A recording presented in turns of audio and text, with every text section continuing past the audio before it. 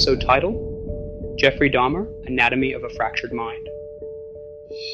He was known as the Milwaukee Cannibal, but what if I told you that Jeffrey Dahmer's story isn't just about horror? It's about loneliness, confusion, and a desperate fear of abandonment. Today on Dark Psychology Files, we're dissecting not just the crimes, but the psychology behind one of the most chilling figures in criminal history. Jeffrey Dahmer was born in 1960 to a mother who was emotionally unstable and addicted to prescription pills, and a father who was distant, rational, and often absent.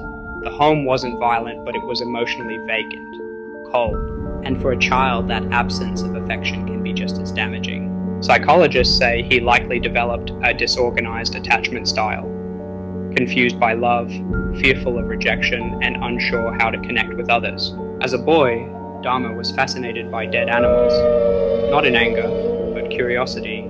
He collected roadkill, dissected it. He wasn't interested in causing pain. He wanted to understand death, and more importantly, even control it. By adolescence, he was painfully isolated, confused about his sexuality, and consumed by fantasies of holding someone close forever. But Dahmer's version of closeness wasn't romantic. It was about control, stillness, obedience, silence. His murders weren't chaotic, they were calculated rituals. He lured men to his apartment, drugged them, killed them, and then kept parts of them. To him, these weren't trophies, they were attempts at preservation. He even said, I didn't want them to leave.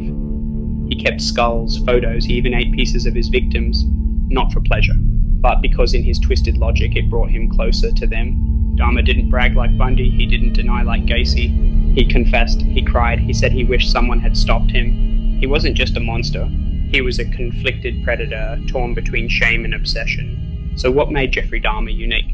It wasn't just the horror of what he did, it was the why behind it. A child who was never held grew into a man who tried to possess people so they'd never leave. In the next episode, we explore how early intervention, and maybe just a little compassion, might have rewritten his story. Until then, stay curious and stay safe.